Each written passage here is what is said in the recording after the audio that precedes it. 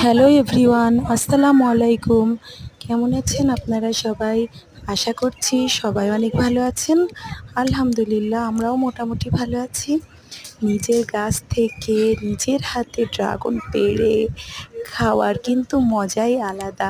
আর খাওয়ার থেকে এটা দেখতে এতটা সুন্দর লাগছিল, আমার তো খুবই মায়া করছিল গাছ থেকে ছিঁড়তে। তারপরেও পেকে গেছে, ছিঁড়া তো লাগবেই। ওই জন্য আমি 4টা ড্রাগন ছিঁড়ে নিলাম। তো এত সুন্দর কালার এসছে, আলহামদুলিল্লাহ আলহামদুলিল্লাহ।